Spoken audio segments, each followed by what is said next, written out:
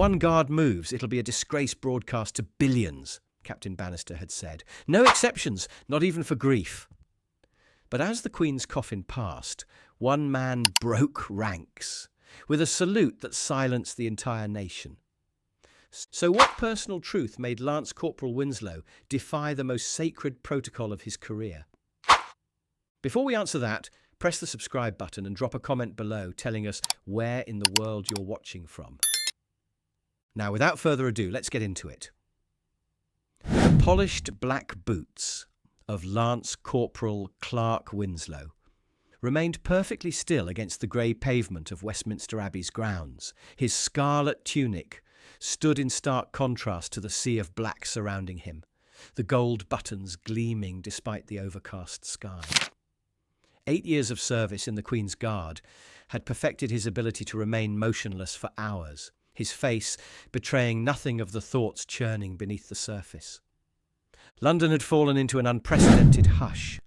The streets, typically bustling with tourists and locals, now stood solemn and reverent as the nation prepared to bid farewell to its longest-serving monarch. Captain Heath Bannister paced along the line of guards, his eyes scrutinising each man with laser precision. A 23-year veteran of royal service, Bannister's reputation preceded him as a man of unwavering dedication to protocol. His final briefing that morning had left no room for interpretation. "Gentlemen," he had said, his voice cutting through the quiet of the barracks, "today is not merely another ceremonial duty. It is perhaps the most significant day in our modern history as the Queen's Guard. The eyes of the world, billions of them, will be upon us. Any deviation from protocol will be considered a direct dishonour to Her Majesty's memory. The consequences will be severe and without appeal." The collective "Yes, sir" had echoed against the stone walls, Winslow's voice among them, though something in his chest had tightened at the words. "Remember your training," Bannister murmured as he passed Winslow. "Remember who you serve." The words, meant as a standard reminder, pierced Winslow more deeply than Bannister could know. For unlike most of his fellow guards, Winslow's connection to the monarch went beyond oath and duty. It was personal, profoundly, life-alteringly personal. As the first notes of the funeral march reached his ears, Winslow's mind drifted back 23 years to East London's Havenbrook Children's Home. A scrawny 10-year-old clerk had stood at perfect attention as the Queen toured the facility.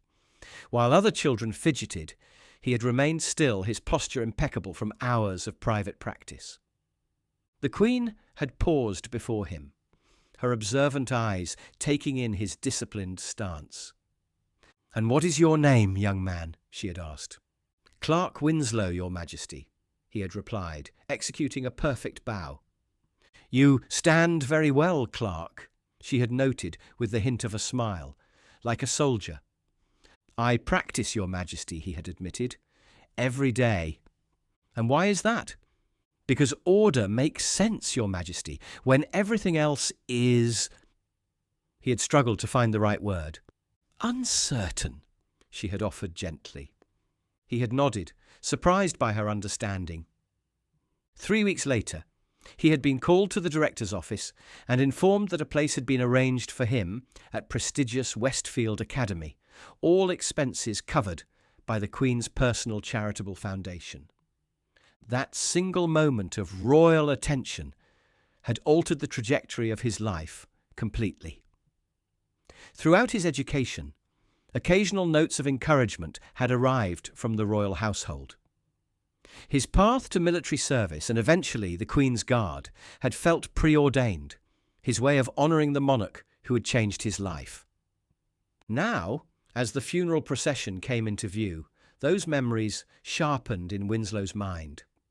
The woman who had made everything possible for him was making her final journey, and he was to stand motionless as she passed, offering nothing more than the same ceremonial respect he would show to any monarch. The rhythmic beat of muffled drums marked the cadence of the approaching procession. The gun carriage bearing the Queen's coffin draped in the royal standard, with the imperial state crown resting atop, was drawn by sailors of the Royal Navy. Behind walked senior members of the royal family, their faces composed, though marked with the unmistakable weight of grief. Winslow's training had prepared him for this moment. 8 years of standing motionless through rain, snow, and scorching heat had conditioned his body to remain still despite discomfort.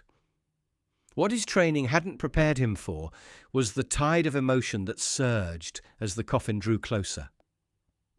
Every inch of the procession's approach tightened something in Winslow's chest. The woman, who had seen potential in a lonely orphan boy, who had extended her hand when no one else would, lay within that coffin. Her voice, which had once asked about his name in a children's home hallway, was silent forever. As the coffin drew parallel to his position, Winslow maintained his outward composure, but his mind raced with memories. The letter announcing his scholarship, his first day at Westfield in a uniform that actually fit him, the pride in his commanding officer's voice when he was accepted into the Queen's Guard. Each achievement connected by an invisible thread to the woman now passing before him for the final time. The realization crashed over him with unexpected clarity. His entire sense of purpose had been shaped around honoring the Queen's faith in him. Now she was gone, and with her, the witness to his journey from abandoned child to Queen's Guard. A slight tremor began in Winslow's white-gloved hands. Moisture gathered at the corners of his eyes. Through his peripheral vision, he caught Captain Bannister's attention shifting toward him, perhaps sensing the battle raging beneath the scarlet tunic. The captain's expression hardened, a silent warning in his narrowed eyes. The coffin was now directly before Winslow. In that moment, the enormity of loss struck him not as a guard, but as Clark Winslow, the boy from Havenbrook who'd been given a chance. His military training provided a singular focus: maintain position, remain motionless. But another voice, equally powerful, rose within him. How could stillness possibly express what she had meant? How could silence honor the woman who had spoken words that changed his life? The battle between training and emotion, between protocol and gratitude, raged within him as the coffin began to move past. In seconds, she would be gone, and the moment to acknowledge the personal debt he carried would have passed forever. Winslow made his decision. With the precision that had characterized his entire career, Winslow executed a perfect quarter turn. The same movement performed countless times during ceremonial duty, but now performed at a moment when absolute stillness was required. The motion was so clean, so professional, that for a split second it might have been mistaken for some predetermined element of the ceremony. That illusion shattered as he took his first step toward the coffin. He moved with deliberate efficiency, neither rushing nor hesitating. His white-gloved hands maintained their proper grip on his rifle, his posture remaining parade ground perfect as he approached the processional centerline. From the corner of his eye, Winslow caught the reaction of Captain Bannister. The man's expression transformed from confusion to disbelief to fury in the space of seconds. His eyes widened, then narrowed dangerously, his jaw clenching so tightly that a muscle jumped visibly along his temple. As Winslow reached the coffin, he brought his rifle to present arms, a formal salute usually performed in unison with other guards. Then, in a movement that seemed to physically pain him, he slowly bowed his head. The first tear fell onto his scarlet tunic, creating a small dark spot on the pristine wool. Another followed, and another, as the rigid self-control that had defined Lance Corporal Clark Winslow for years finally gave way. "Thank you, ma'am," he whispered, his voice barely audible even to himself. "For everything." The procession had halted completely. Time seemed suspended as London collectively held its breath. Then, from within the crowd, movement caught Winslow's peripheral vision. An elderly veteran stepped forward to the edge of the barrier. With deliberate slowness, he removed his beret and placed it over his heart, his weathered face showing not condemnation for Winslow's breach, but understanding. The gesture triggered a wave of similar responses. A woman lowered her head. A young soldier offered a formal salute. More astonishing was the reaction from the royal procession itself. The eldest prince gave an almost imperceptible nod toward Winslow. One of the younger royals discreetly wiped away a tear. Captain Bannister had recovered from his initial shock and was now moving purposefully toward Winslow, his face a mask of professional control belied by the dangerous flush creeping up his neck. Two other senior guards moved from their positions in response to Bannister's subtle hand signal. Winslow made no attempt to resist as they flanked him. With a final glance at the coffin, he allowed himself to be escorted from the procession route, his eyes still streaming with unchecked tears. "Get him inside! Now!" Captain Bannister hissed as they reached a side entrance to Buckingham Palace. "Out of sight, before the international press makes this worse than it already is." Winslow said nothing as they led him through corridors he knew well from years of service. His mind had emptied of all thought save one. He had honoured his queen properly at last. Whatever came next, court-martial, dishonourable discharge, public disgrace, he would face it without regret. The antechamber door closed with a heavy thud that seemed to punctuate the end of Winslow's career. Bannister paced before him, the controlled fury in his movements reminiscent of a caged predator. 8 years, Bannister finally spoke, his voice dangerously quiet. 8 years of service, and you choose today, of all days, to disgrace your uniform, your regiment, and the very monarch you were supposed to honour.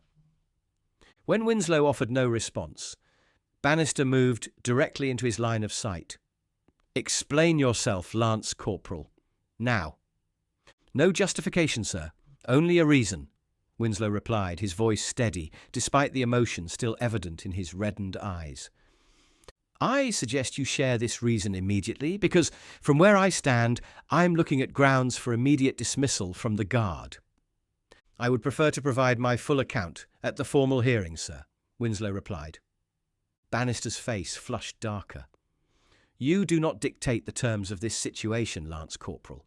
Your career is hanging by a thread so fine it's practically invisible."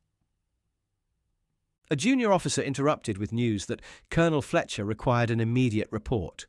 Before leaving, Bannister ordered Winslow to surrender his ceremonial items and informed him of his immediate suspension pending a formal tribunal. "I had marked you for promotion, Winslow," Bannister added, with genuine regret mixing with his anger. "You've thrown away everything. And for what? A moment of emotion that could have been handled privately after your duty was complete." 3 days later, Winslow stood at rigid attention before the tribunal convened in the regimental headquarters' formal hearing room. Colonel James Fletcher presided, flanked by Major Elizabeth Harrington and Captain Devon Wells. Captain Bannister presented the case against him, laying out the facts methodically. On September 19th, at approximately 14:17 hours, Lance Corporal Winslow abandoned his assigned post during the state funeral procession. He approached the Queen's coffin without authorization, breaking centuries of ceremonial protocol during a globally broadcast state event. The video evidence showed everything: his precise turn, his approach to the coffin, the tears streaming down his face. When asked if he disputed any facts, Winslow simply replied, "No, sir." "Do you wish to offer any explanation or defence for your actions?" Colonel Fletcher asked. "I acknowledge my breach of protocol, sir. I accept responsibility for my decision and will accept whatever consequences the tribunal deems appropriate." Major Harrington leaned forward. "Lance Corporal, this tribunal is not merely a formality. Your service record prior to this incident has been exemplary. If there were extenuating circumstances, the tribunal would take those into consideration." "Thank you, ma'am, but I have nothing to add at this time." Captain Wells exchanged a glance with Colonel Fletcher. You realise, Lance Corporal, that without any context or explanation for your actions, this tribunal has little choice but to accept Captain Bannister's recommended consequences in full. I understand, sir. The tribunal recessed for deliberation. Left alone, Winslow finally allowed his rigid posture to relax slightly. The reality of his situation settled upon him with crushing weight. 8 years of service likely to end in disgrace. Yet beneath the weight of these consequences, a small measure of peace remained. He had acknowledged his debt to the Queen in the only way that felt true. Nearly an hour later, the door opened again. Captain Bannister entered first, his expression unreadable, followed by the tribunal members. Lance Corporal Winslow, Colonel Fletcher began. This tribunal has reviewed the evidence presented regarding your actions during Her Majesty's funeral procession. We have considered Captain Bannister's recommendations and the regulations governing ceremonial duties. Winslow braced himself for the formal pronouncement of his dismissal. However, Fletcher continued, a new factor has been introduced for this tribunal's consideration. The heavy oak doors at the rear of the chamber swung open, drawing all eyes. A distinguished grey-haired man in a dark suit entered, his bearing unmistakably that of a senior royal household official.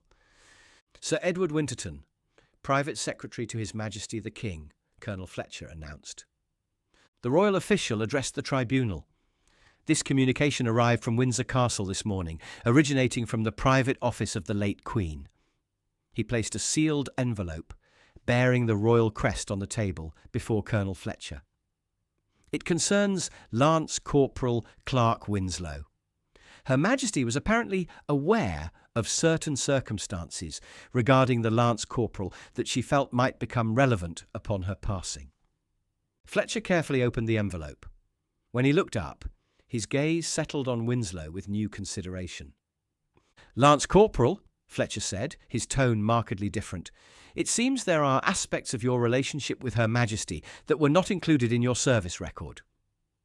Fletcher glanced at the letter again. According to this communication, you were personally selected by Her Majesty for educational sponsorship through the Queen's Trust at the age of 10, following a visit to Havenbrook Children's Home in East London. Captain Bannister's head snapped toward Winslow, surprise evident in his expression. The letter indicates that Her Majesty maintained a particular interest in your progress throughout your education and subsequent military career. She apparently received regular updates on your achievements. Winslow's carefully maintained composure began to crumble. I didn't know she continued to follow my progress, sir. Sir Edward spoke again.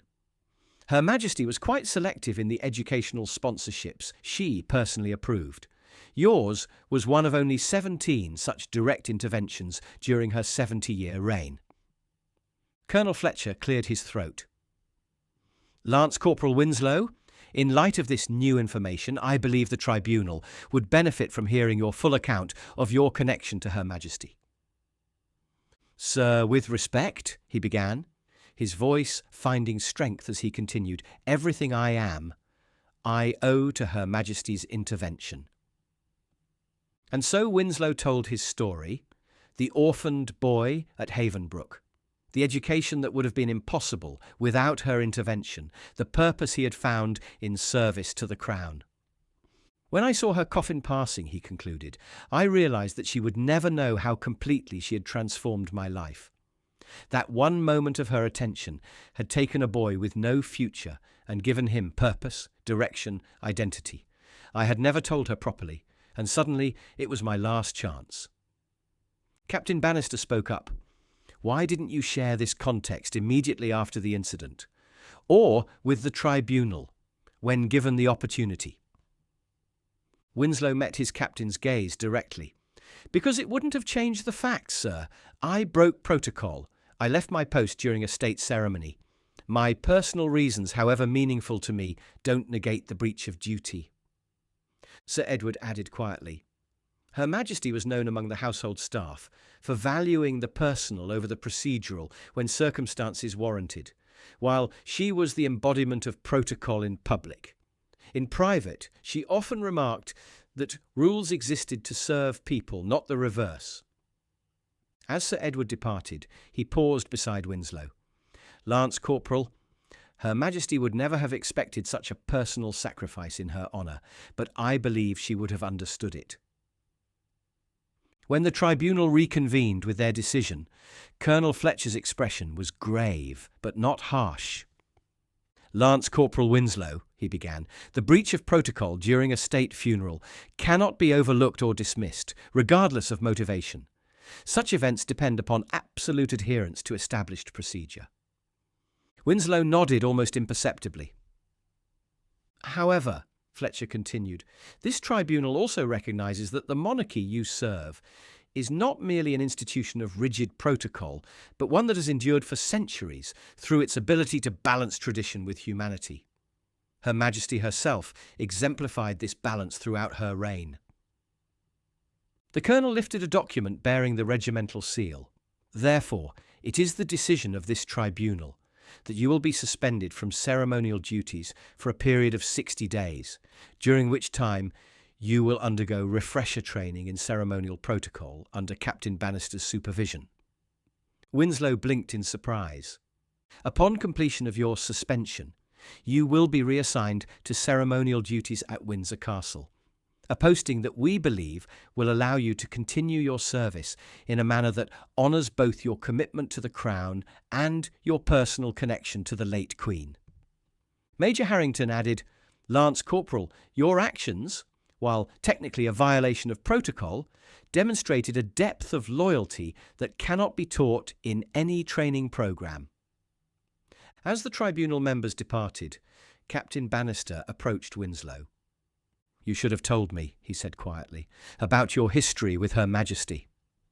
"Would it have changed your assessment of my actions, sir?" Winslow asked. Bannister considered this. "Number the breach would still have been a breach." He paused. "But I might have understood it better." "Then it wouldn't have made a difference, sir." A hint of a smile touched Bannister's lips. "Your retraining begins tomorrow, Lance Corporal. I expect the same dedication you've shown throughout your service, perhaps with a slightly better grasp of when protocol must remain inviolable." "Yes, sir."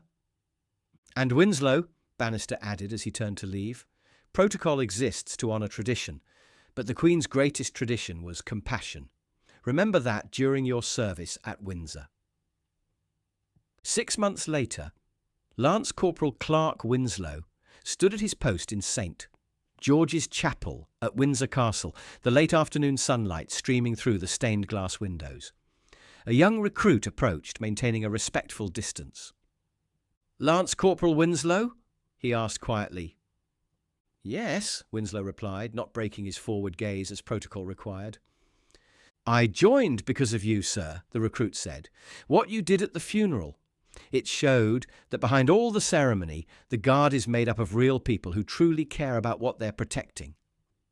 Winslow allowed himself the smallest acknowledgement, a slight inclination of his head. "What's your name, recruit?" "Phillips, sir. James Phillips."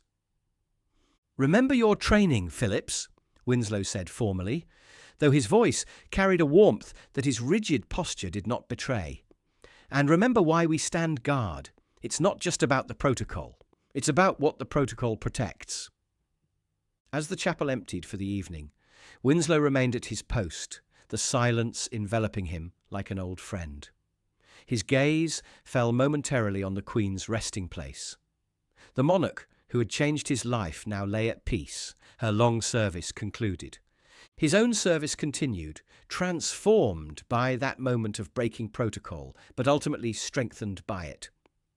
In the quiet of the chapel, with only the weight of history as witness, Lance Corporal Clark Winslow stood guard, not merely over a stone marker, but over the legacy of a queen who had understood that sometimes the greatest loyalty is expressed not in rigid adherence to rules, but in the human heart that beats beneath the scarlet tunic. Have you ever witnessed a moment when strict protocol gave way to genuine human emotion? How did it make you feel? And what do you think matters more in the end? unwavering adherence to tradition or the authentic expression of gratitude and respect? Share your thoughts in the comments below. We'd love to hear your perspective on Lance Corporal Winslow's story. If this tale of dedication, gratitude, and the complex balance between duty and personal connection moved you, please hit that like button and subscribe to our channel.